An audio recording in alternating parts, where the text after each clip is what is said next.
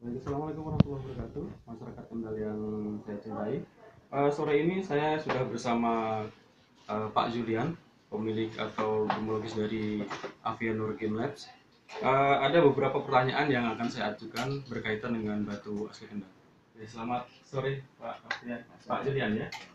Ya Pak, pertanyaan pertama Pak, dari kelima batu yang kami lihatkan hari ini, pertanyaan pertama, jenis batu apa sajakah dan kandungan mineral apa saja yang ada di dalam kelima batu tersebut?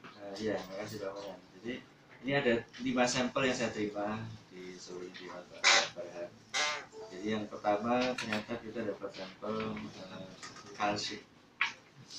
Di sampel ini kalsiumnya seperti punya fenomena aneh. Ya, ada air otomatis kucing. Tapi kita amati benar-benar sepertinya kita belum bisa sebut sebagai KE karena seratnya masih masih belum jelas lah Pak. Kita hanya sampai ke kalsium. Nah, jenis kalsium ini kalau bahasa market nyebutnya money gajah. Sebenarnya ini misnomer name ya, salah penamaan. Dia bukan fosil, tapi memang mirip. Jadi mirip kalau kita di lab kita bilangnya kalsium. Ini saya kira ini juga susah ya, susah dicari. Yang kedua kita dapat kalau market bilangnya batu terate. Batu terate itu kalau di lab itu sebenarnya koral yang sudah mengalami fosilisasi. Kita lihat tadi ada 2 sampel, yang satu koralnya teratenya kecil, ini juga yang masuk ke kita teratenya yang besar-besar. Ini variasinya nanti bisa bermacam-macam, bisa variasi warnanya. Yang kita masuk, yang sampel saya terima warna kuning, mungkin nanti di lapangan kita terima atau kita lihat yang warna coklat. Bisa juga multicolor mungkin Pak? Bisa juga multicolor. Apalagi ternyata di yang Mas Farhan bawa ini ada jasper yang dalamnya kayak ada peraknya. Oh, kalau mungkin orang Jawa bilang gak ada perak gitu. Ada perak ya mungkin ya, ada perak. Ini jasper, tapi dia ada vein pirit. Ini ada mineral pirit yang masuk ke jasper. Kalau lab bentuknya ini jasper, jadi bisa dilihat. Nah, jadi jenis pirit kita temukan ada pirit, ada kalsium. Kalau cerita dengan tadi ada juga emas di daerah situ. Nah, jadi nanti itu akan saling berkaitan dengan geologinya Kendal. Ada lagi juga ternyata variasinya pancawarna. Pancawarna sebenarnya batu yang boleh dikatakan di mana-mana ada. Di mana-mana ada. Saya juga temukan ini sampel di Kendal ternyata juga cukup bagus sampelnya. Warnanya juga variasi. Jadi ada merahnya, ada kuningnya, ada brown, ada coklat. Itu nanti tinggal teman-teman mungkin selang cari-cari akhirnya mungkin dapat sampel itu. Mengenai pengetahuan umum tentang batu akik atau batu mulia, kalau di kelima sampel yang saya bawa, masing-masing tingkat kekerasannya apakah masuk ke batu akik yang kekerasannya minimal berapa skala Mohs atau di atasnya? Ya, kalau kita bicara batu akik ya, sebenarnya kita bicarakan itu jenis kalsedon. Kalsedon ada kelompok mineral silika atau seperti kuarsa, tetapi dia punya butir kristal yang sangat halus. Kita sebutnya cryptocrystalline quartz. Itu sama dengan kekerasannya sama dengan sekitar 7. Nah, ini paparan ini ada sampel kalsit. Kalsit ini batunya lunak sebenarnya.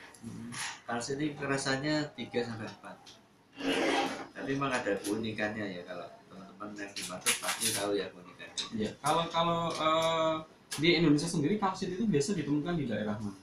Kalsit itu adalah produk rekristalisasi.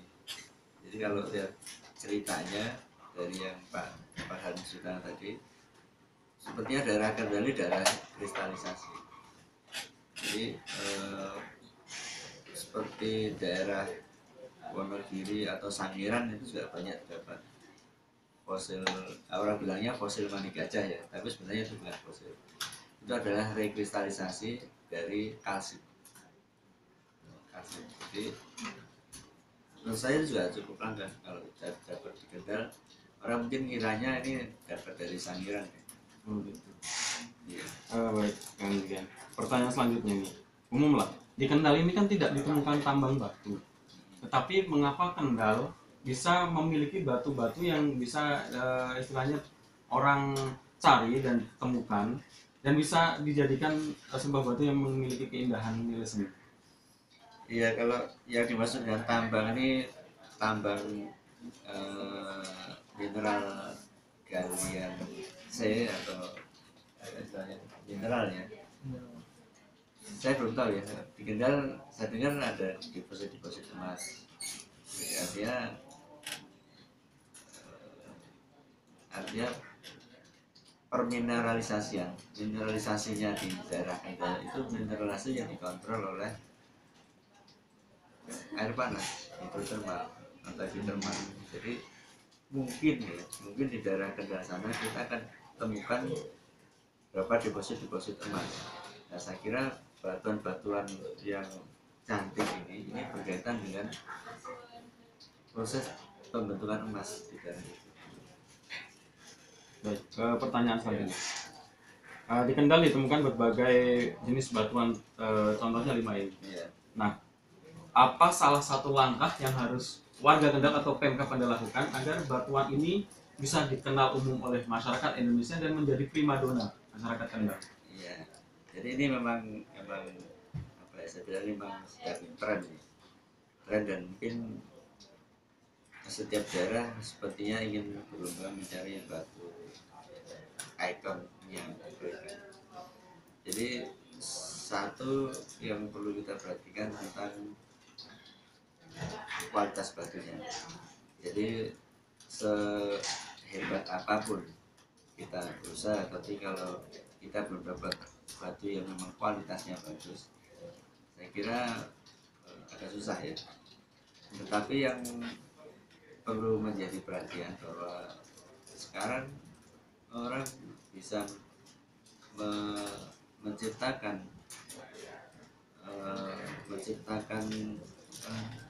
menggerakkan roda ekonomi gitu ya. Itu dengan cara memberdayakan potensi atau kekayaan alam. Salah satunya potensi batu akik. Batu akik ini memang sebarannya sangat luas. Kalau literatur menyebutkan 90% muka bumi kita ini adalah akik. Tinggal sekarang akik yang di sana kok warnanya bisa begini, yang di sini nggak bisa begitu. Itu pasti berhubungan dengan mineralisasinya. Kalau mineralisasi emas itu nanti akan berhubungan dengan batu-batu yang berwarna cerah. Artinya nanti mungkin ya dalam perjalanannya kita mengeksploitasi potensi batu mulia di Kendal, itu nanti kita akan temukan varian-varian yang menarik.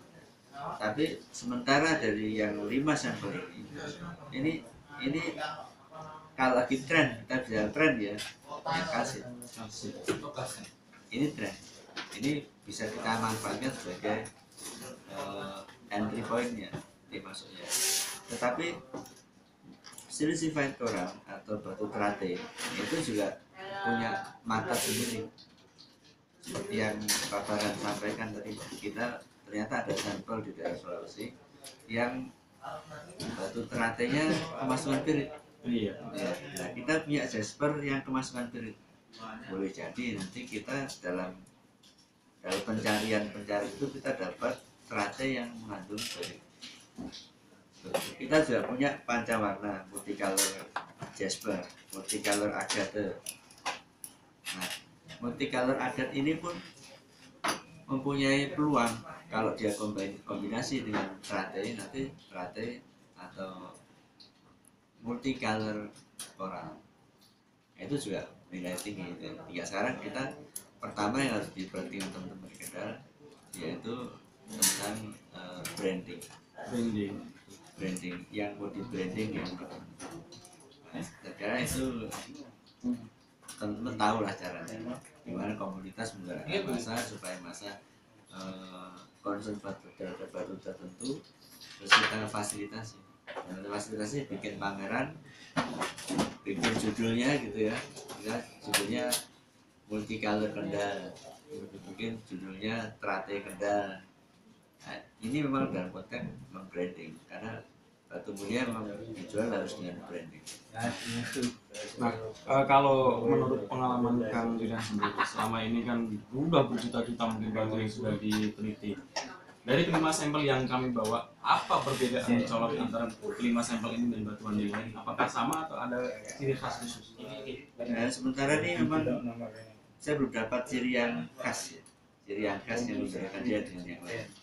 Tetapi yang saya sampaikan ke Pak Fran tadi, ini kita punya jasper yang mengandung British jasper.